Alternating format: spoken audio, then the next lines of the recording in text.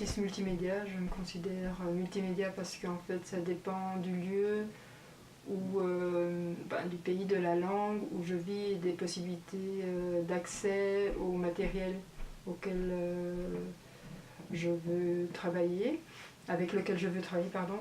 Et donc, par exemple, j'ai commencé en 1988, qui étaient les Jeux Olympiques en Corée du Sud, et c'est ce qui m'a motivée à faire mon premier court-métrage en Super 8. Il y avait un concours à la radio, donc j'ai gagné un prix pour pouvoir réaliser mon premier court-métrage. Et là, c'était un poème que j'écrivais à ma mère biologique sur les stéréotypes de la Corée que les Occidentaux avaient en Europe. Ça, c'était simplement le thème. Puis on m'a permis de le réaliser. C'est un petit film de 8 minutes qui a gagné un prix, et grâce à ça j'ai pu aller en Corée du Sud, parce que la Corée du Sud, enfin le gouvernement, l'ambassade de Corée du Sud à Bruxelles m'a dit que j'avais une très mauvaise vision de la Corée, et donc il fallait que j'aille comprendre ce qu'était la vraie Corée, un pays en plein essor économique, etc. Et là j'ai compris que la Corée du Sud c'était un gros mensonge sur ce que l'ambassade voulait nous vendre. J'ai compris qu'il y avait pas mal de choses à découvrir sur mon pays d'origine, et dont notamment la réalité des femmes en Corée du Sud et la source du problème d'adoption internationale. Donc pourquoi est-ce que les enfants sont séparés de leur mère ou de leur contexte familial. Et donc ce que j'ai compris, pas à cette époque-là évidemment, c'est que la femme n'avait pas de droit, n'avait pas de registre familial personnel, et donc appartenait toujours à un homme. C'est une société confucianiste. Et donc après ce premier voyage, j'ai été un peu dégoûtée de la Corée, parce qu'il nous montrait que le côté riche. Mais moi je savais que je venais d'un autre milieu, pas spécialement pauvre, mais de problèmes sociaux, et notamment du manque de droits chez de la femme en Corée, donc manque de féminisme, féminisme inexistant. Et donc à cause de ça, je suis retournée, et cette fois-là j'ai retrouvé ma mère biologique, ce qui m'a permis de comprendre un peu mieux les raisons derrière mon adoption, mais aussi vraiment cette société qui était dominée par le christianisme, par l'impérialisme américain. Donc tout ça, c'était pas des belles choses à découvrir, mais j'ai créé une association pour adopter adultes en Belgique, et le but n'était pas de retrouver les enfants, les parents des adoptés, mais c'était surtout de créer un pont culturel entre la Corée du Sud, leur pays d'origine, et la Belgique.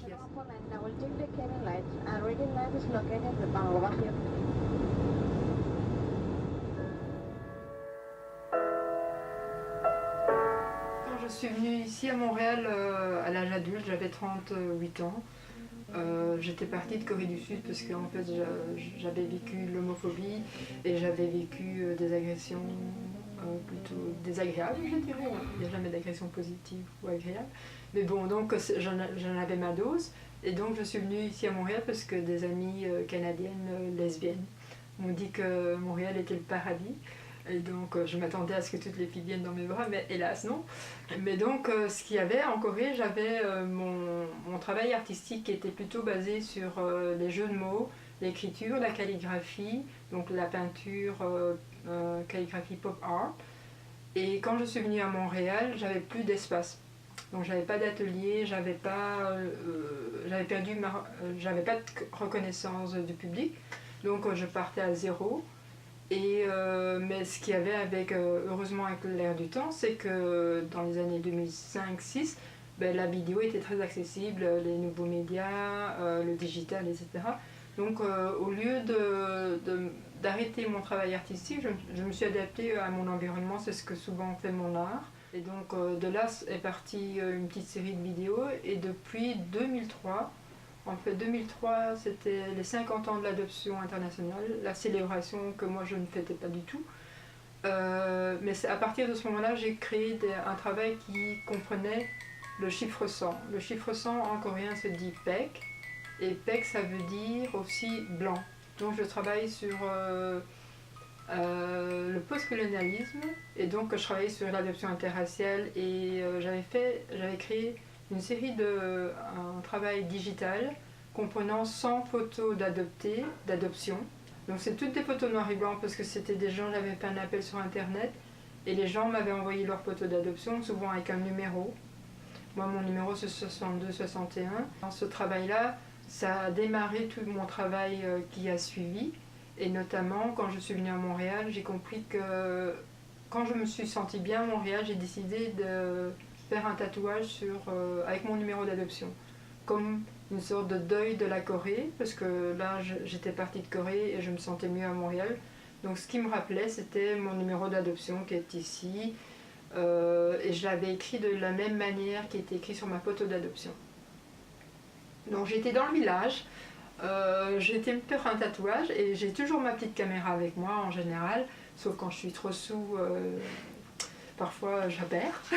Mais donc j'avais ma caméra et je me suis dit, tant qu'à faire, filmons le processus et voir si je tombe pas dans les pommes ou quoi que ce soit. Parce que je trouvais ça assez symbolique. Donc de cette vidéo-là, j'ai décidé d'écrire un petit poème sur une chanson néerlandaise qui s'appelle In twee drie vier Utjevan Utjevan, et qui est une petite chanson que ma mère adoptive nous chantait, qui est néerlandophone en fait en Belgique, et qui nous chantait parfois avant d'aller dormir. Et c'est une chanson qui s'appelle 1, 2, 3, papier, papier. Et donc l'idée de chiffres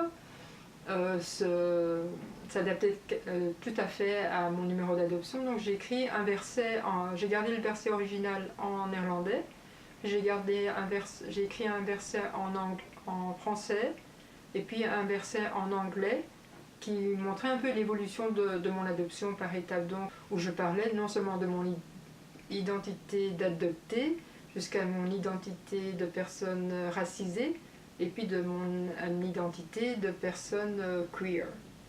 Et donc je pense que, et c'est pour ça que les gens, quand ils regardent mon tatou, ils me demandent toujours qu'est-ce que ça veut dire, et d'où le titre du film. Je m'identifie, oui, avec plein d'étiquettes, mais il y a tellement d'étiquettes que pour les gens ça les dérange parce qu'il faut que j'en choisisse qu'une. Et donc moi j'ai pas envie de choisir, je suis un peu de tout. Je suis un melting pot, un bibimbap en coréen, qui veut dire mélanger le riz. Et donc je me considère comme principalement dans la famille LGBT. Souvent on dit LGBT déjà. IQ est souvent oublié, donc souvent in questioning ou en questionnement. Et puis donc je me considère lesbienne politique, lesbienne pratiquante, je vais dire.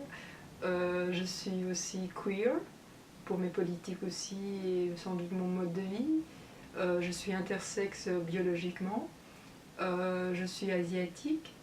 Je suis androgyne, je suis agenrée. Donc le fait d'avoir été adoptée, je pense, dans une famille occidentale m'a toujours posé question parce qu'en tant qu'officiellement femme asiatique, on était hypersexualisée, alors que moi je ne voyais pas vraiment ma sexualité. Au début je me disais que j'avais pas du tout de sexualité. Et donc ma sexualité, pour moi c'est la première question quand je rencontre quelqu'un, comment est-ce qu'ils vont me voir. Je ne dis pas spécialement androgyne, homme ou femme, parce que souvent des gens me la posent, mais on ne va pas me demander si je suis asiatique, parce que c'est obvious. Mais quand je rencontre d'autres asiatiques, pour moi j'ai comme ce malaise, pas ce malaise, mais ce complexe. Je veux dire, maintenant ça s'arrange avec l'âge, heureusement. Mais au début j'avais peur de rencontrer des lesbiennes asiatiques, parce que je m'étais dit que j'étais pas assez asiatique pour eux. Et pour les occidentaux, je suis asiatique, mais pas assez dans la culture asiatique. Donc le fait d'avoir vécu en Corée, d'avoir découvert ma sexualité homosexuelle, en Corée du Sud, donc pas en Occident, avec une personne de ma race et de même mon background parce qu'elle était adoptée, ça m'a permis de dire, en fait, c'est pas si pire les filles. Et puis c'est le fun. J'ai eu la chance de participer à un colloque à Ottawa sur l'artivisme lesbien.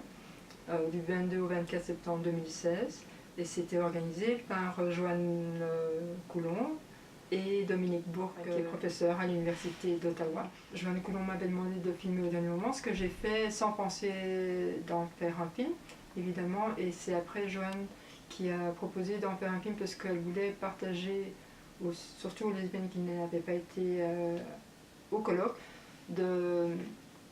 d'avoir accès à l'information qui s'était faite. Souvent on dit que les lesbiennes sont invisibles, et c'est ce qui commence un peu le film avec Joanne Coulon, c'était son but de rendre une visibilité aux lesbiennes de tout âge, de toute ethnicité, peut-être de parcours différents et de médiums différents, donc l'activisme, l'art, et de pouvoir le partager, le diffuser à d'autres personnes qui sont peut-être plus isolées, qui n'ont pas accès aux communautés. Et donc on a mis l'emphase sur pas ce qui avait été spécialement dit dans les papiers de chacun, les présentations de chacun, mais les échanges qui se sont faits.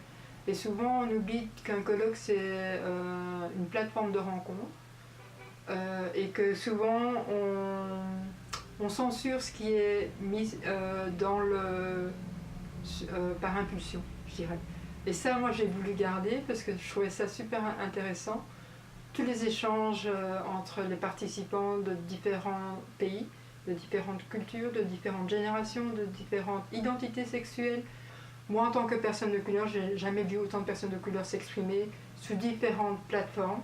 Et je pense que dans le film, même si c'est une overview, ça vous donnera aussi l'occasion d'apprendre à connaître différents univers, différentes façons de penser aussi, les activistes sur le terrain, ceux qui mélangent l'art et l'activisme, ou les universitaires qui travaillent avec les artistes. Donc tout ça, c'est, je pense, important de voir un peu ce qui se passe pour le moment et pas de se confiner dans son propre petit univers et de pouvoir en parler aux autres, je pense. Ouais. It's gonna be a good day now, turning away. The bars have been broken now, cage to run to. I'm not afraid of fall, since I've been there. This redemption song, it's been done before. On the wings of freedom, now we're soaring.